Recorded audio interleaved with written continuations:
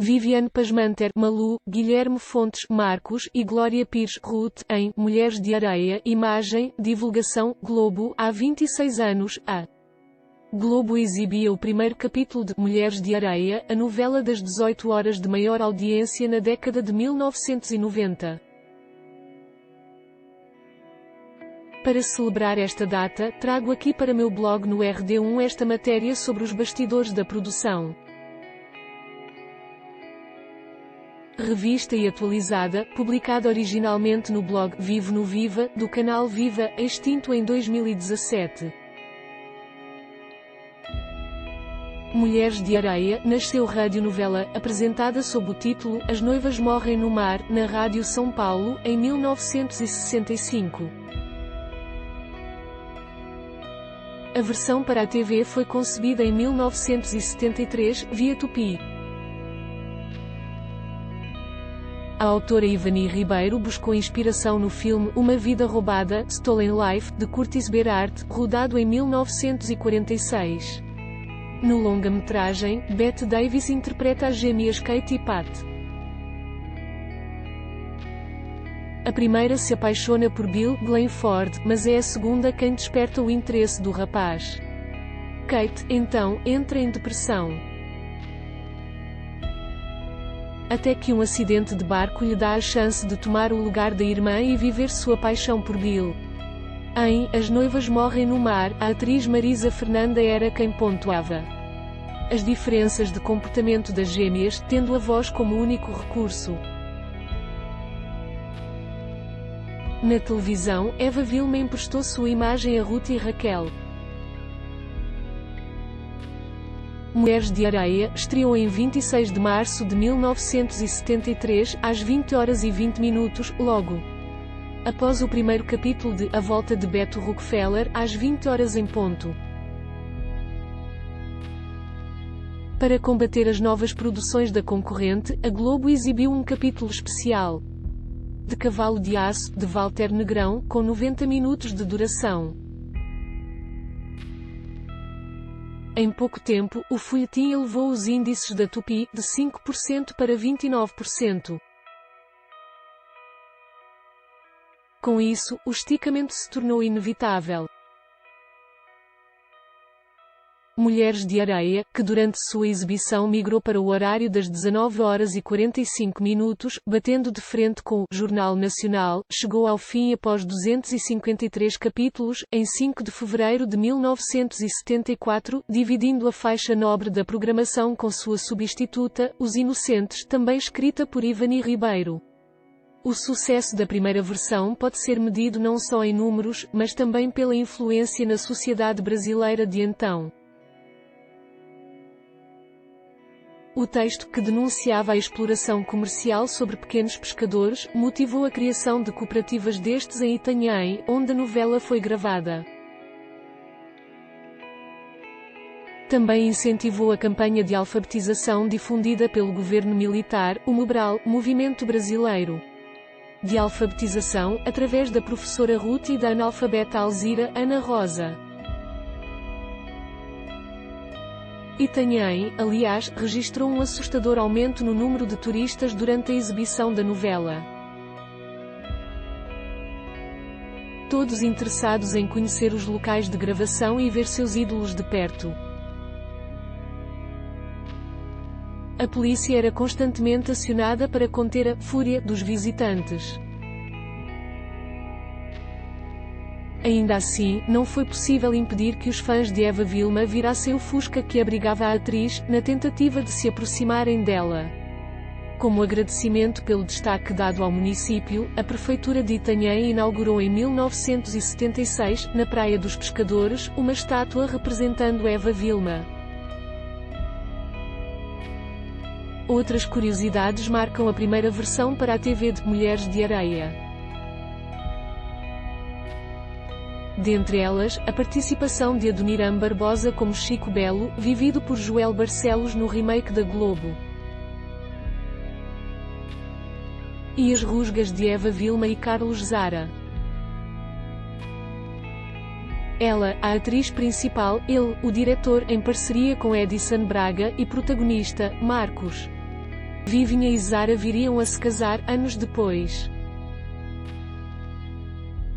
e repetiriam o par romântico em produções como A Barba Azul, 1974, versão original de A Gata Comeu, 1985, e Mulher, 1998.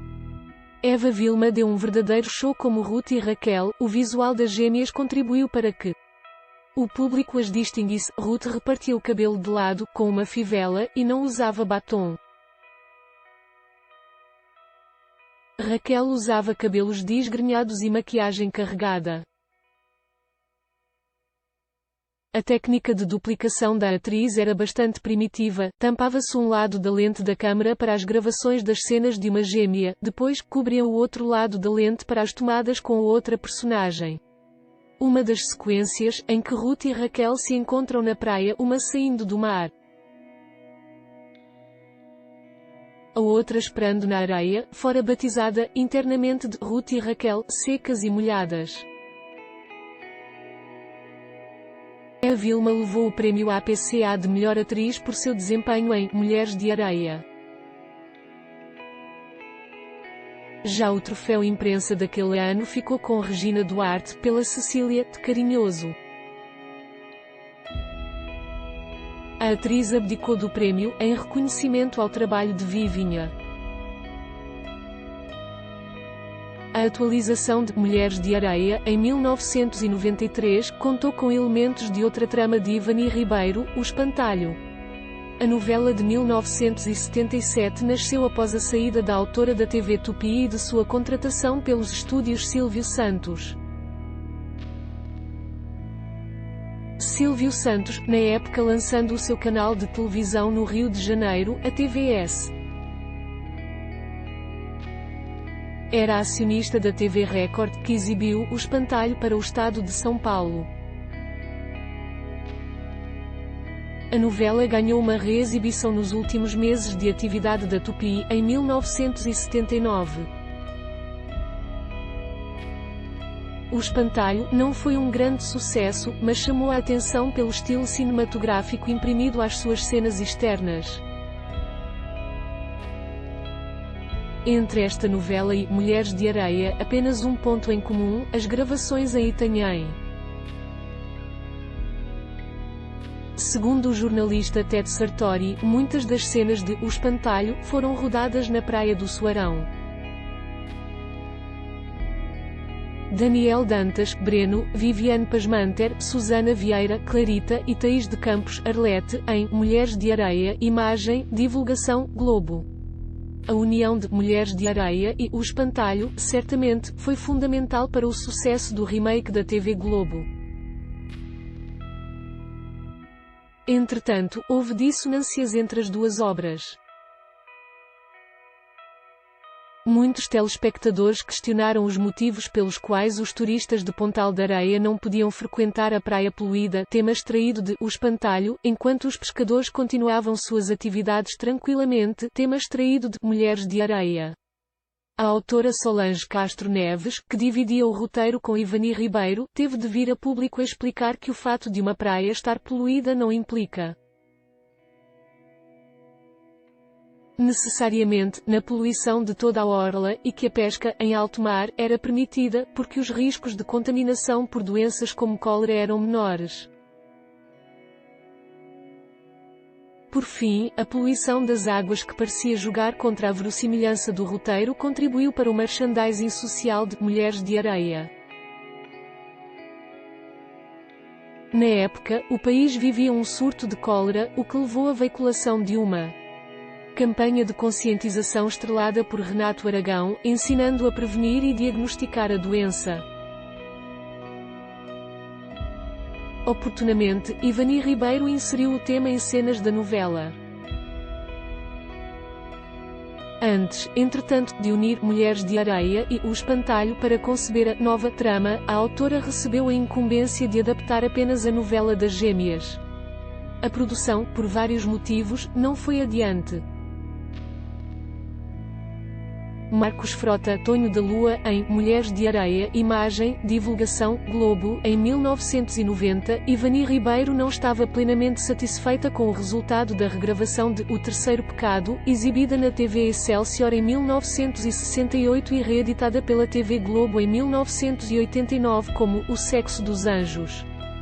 Por isso, a princípio, reescrever Mulheres de Areia não lhe pareceu uma boa ideia. O projeto acabou engavetado. Em 1991, o assunto voltou à tona, diante da escalação da autora para o horário das 6, substituindo Felicidade, de Manuel Carlos, em abril de 1992.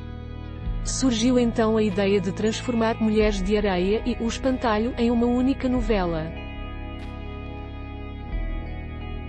De imediato, Ivani Ribeiro manifestou o desejo de contar com Eva Vilma no elenco. A atriz, no entanto, já estava no ar como a Hilda Pontes, de Pedra sobre Pedra. Glória Pires era a única opção de Ivani Ribeiro para as gêmeas Ruth e Raquel. Grávida, Glorinha não pode aceitar o convite. Cogitaram então os nomes de Lúcia Veríssimo e Maria Padilha, recém-saída de O Dono do Mundo, 1991, onde vivia a antipática Karen. Mas a autora bateu o pé, ou era Glória Pires ou não tinha novela. O projeto foi adiado mais uma vez e Felicidade acabou esticada em quase 50 capítulos. Walter Negrão foi então chamado pela direção da Globo. Recebeu a planta baixa da cidade cenográfica de Mulheres de Areia e a incumbência de conceber uma novela em tempo recorde, dentro daquele espaço, já em construção. Assim nasceu Despedida de Solteiro, 1992, que contou com Lúcia Veríssimo como protagonista, Flávia. Os diretores Reinaldo Bori, hoje em As Aventuras de Poliana, SBT, e Carlos Manga Filho, de Se Eu Fechar os Olhos Agora, do Globoplay, estavam à frente de Mulheres de Areia quando foram remanejados para Despedida de Solteiro. Raul Cortês, Virgílio Assunção e Glória Pires, Raquel, em Mulheres de Areia, imagem, divulgação, Globo, Mulheres de Areia, entrou em pré-produção, novamente. No momento em que o Wolf Maia voltava de suas merecidas férias, após exaustivos meses a serviço de interminável Barriga de Aluguel, 1990. Aí, a novela, enfim, ganhou sua forma em nossa tela. O Wolf já havia dirigido duas produções de Ivani, Final Feliz, 1982, e Hipertensão, 1986. O sucesso de Mulheres de Areia levou a outra parceria, A Viagem, 1994. Na primeira lista de elenco, Cecile Tiré e José Wilker apareciam como candidatos a intérprete de Virgílio Assunção, Raul Cortês. Marcos Frota, confirmado como Tonho da Lua em 1992, desta vez teve de se submeter a testes, enfrentando Ângelo António, Eduardo Moscovis e Irving São Paulo. Os dois últimos participaram da novela, vivendo, respectivamente, o pescador Tito e o médico Zé Luís. A autora e diretor concordaram, logo de cara, com relação à protagonista. Ruth e Raquel eram de Glória Pires. Mas a atriz havia acabado de dar à luz. Reticente, Glória demorou a aceitar o convite. Com isso, outras atrizes foram sondadas: Malu Mader, Cláudia Abreu e Carolina Ferraz, na época, apresentadora do Fantástico. Glória cedeu após ler e reler a sinopse, a pedido de Paulo Biratã, diretor artístico da novela.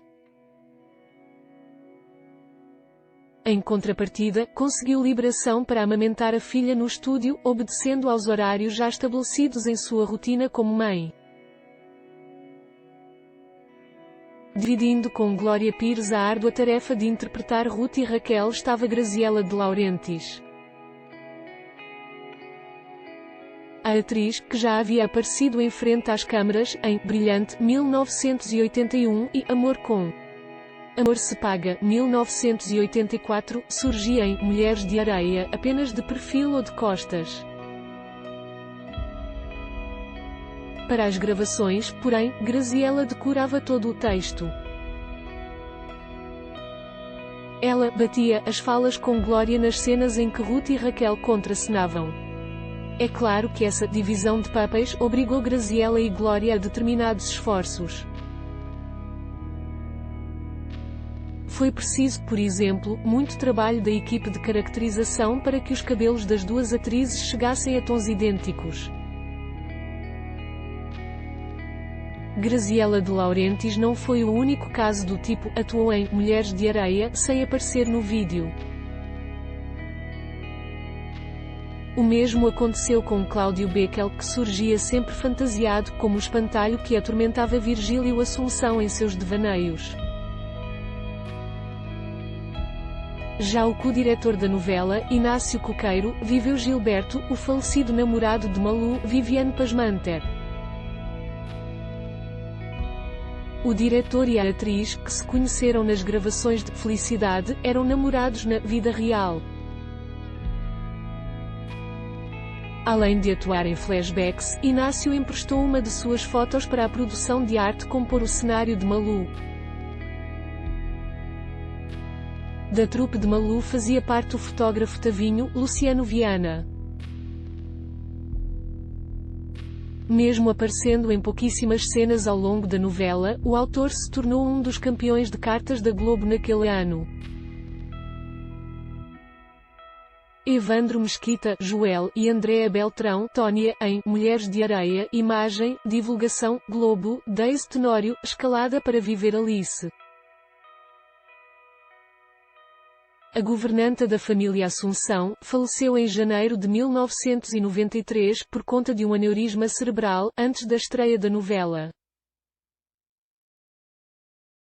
As cenas já gravadas com a atriz, para os primeiros capítulos, foram mantidas. Gabriela Alves, a Glorinha, estreou oficialmente em Mulheres de Areia após participar do primeiro capítulo de Despedida de Solteiro, como Salete, a prostituta assassinada durante o bota fora de João Marcos, Felipe Camargo. Também Carina Pérez, a André, que vinha de uma breve aparição no último capítulo de As Noivas de Copacabana, 1992, como uma provável vítima do maníaco Donato, Miguel Falabella. Isadora Ribeiro, a Vera, havia sido convidada por Carlos Manga para viver Salete em agosto. Com o adiamento do projeto, a atriz foi remanejada para Mulheres de Areia. Pouco depois, Letícia Sabatella assumiu o posto de protagonista da minissérie. Já Andréa Beltrão, a Tónia, se revezava entre os estúdios de Mulheres de Areia e os de Radical Chic, game show que a Globo lançou em 1993 mirando o público jovem das tardes. No programa, Andréa interpretava a personagem do cartunista Miguel Paiva, em esquetes que dialogavam com o jogo de perguntas e respostas comandado por Maria Paula, na fase pré-caceta. Se Andréa Beltrão foi um dos hits de Mulheres de Areia, o mesmo não se pode dizer do seu, a princípio, par romântico, Evandro Mesquita. Dizem que Ivani Ribeiro não gostou do tom que o ator imprimiu ao gaiato Joel. De início, aventaram a hipótese de retorno do personagem, afastado no capítulo 64, o que acabou não acontecendo.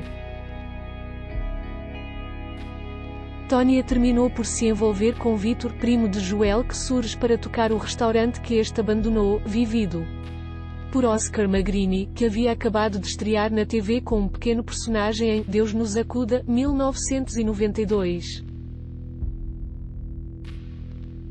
Já Giovanna Gold chegou a demonstrar publicamente sua insatisfação com o final de Alzira. Ivani Ribeiro decidiu então rever o caso e dar à personagem um desfecho mais coerente com sua trajetória. Ela termina à espera de Tonho da Lua, que parte de Pontal de Areia com o circo. Carlos Zara, ator e diretor da versão original de Mulheres de Areia, esteve no elenco do remake, como Zé Pedro, pai de Tónia, personagem extraído de O Espantalho. Numa das primeiras gravações da novela, Zara, emocionado, abraçou Guilherme Fontes, o Marcos de 1993, como se estivesse passando o bastão. Paulo Goulart, Donato, em Mulheres de Areia, imagem, divulgação, Globo, entretanto, nem só de elementos humanos vive um grande sucesso, como foi Mulheres de Areia. A tecnologia esteve a favor da produção, bem como as belíssimas paisagens que abrigaram muitas das belíssimas cenas da novela. Além do chroma key, técnica de sobreposição de imagens, e da câmara travada, recurso que permitiu a duplicação de Eva Vilmana. Primeira versão da novela, Mulheres de Areia, contou o Memory Head, um microcomputador acoplado à câmara, capaz de comandar os movimentos desta. O dispositivo era utilizado nas cenas que exigiam maior movimentação de Glória Pires, ora como Ruth, ora como Raquel. Uma câmara sobre trilhos, também ligada ao Memory Head, foi adquirida pela Globo especialmente para a novela, que contou ainda com o auxílio do Ultimate, software que permitia um recorte mais preciso na fusão de cenas, em especial as externas. Mesmo com todo esse aparato tecnológico, Glória Pires precisou repetir 11 vezes a cena em que Ruth estapeia Raquel, no ar no capítulo 168. Glorinha marcava todo o cenário com fita crepe. Tais marcações serviam para indicar o ponto para o qual ela precisava olhar, como se estivesse vendo sua irmã gêmea, e o momento de executar movimentos necessários às cenas. O ponto eletrónico também servia de guia, através dele, Glória sabia o exato momento de dar suas falas. As gravações eram sempre trabalhosas. As cenas do casamento de Raquel e Marcos consumiram mais de 11 horas de gravação. Carlos Magalhães, o mais habilidoso em sequências envolvendo as gêmeas, fora o responsável pelas tomadas realizadas na capela da reitoria da Universidade Federal do Rio de Janeiro, UFRJ. Também foi difícil registrar o acidente de barco que levou todos a acreditarem na morte de Raquel. Lanchas e helicópteros a toda velocidade ajudaram a criar as fortes ondas que fizeram a embarcação virar. Nesta sequência, Glória Pires contou com duas dublês, Denise Só e Márcia Romão, que já havia assumido o posto de protagonista no banho de mar que Raquel toma no primeiro capítulo. O ator Ricardo Blatt, cujo personagem, Marujo, teve um dos braços arrancado por um tubarão, também cortou um dobrado em suas cenas. A princípio, a equipe de caracterização confeccionou um colete de algodão que não cumpriu bem a função de esconder o braço amputado. Optaram então por uma cinta de emagrecimento, na qual o braço, posto para trás, ficava rente ao corpo. Ricardo se submete a uma série de alongamentos para evitar a sensação de dormência no membro. E suas cenas, por orientação médica, eram gravadas em apenas 20 minutos, para evitar prejuízos à musculatura. O resultado disso tudo, o incrível trabalho de Ricardo Blatt, Wolf Maia conduziu a direção de maneira espirituosa. Nas cenas da quermesse de Pontal de Areia, em que alguns moradores tomam partido de Breno, Daniel Dantas, o prefeito, e outros de Virgílio, o vice, na questão relacionada às águas poluídas.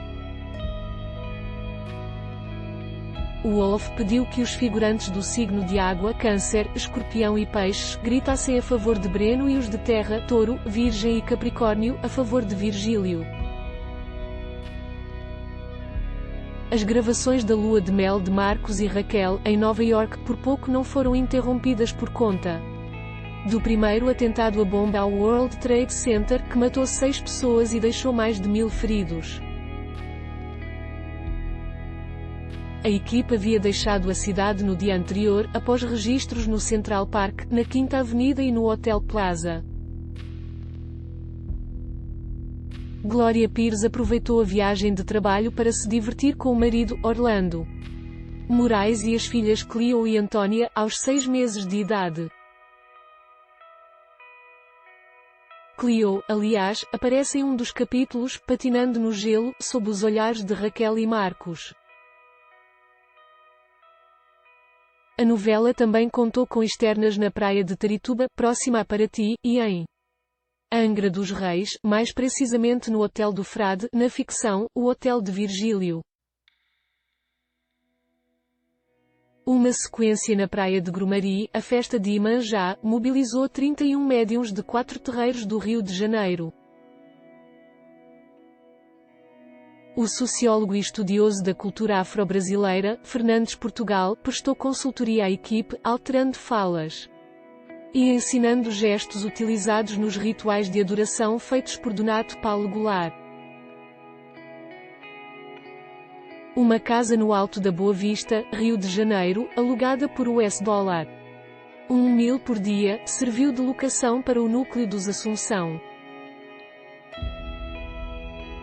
Já a fazenda de Virgílio, uma propriedade de 103 alqueires, ficava em Maçambará, distrito de Vassouras, também no Rio, e havia abrigado, anteriormente, cenas de O Salvador da Pátria.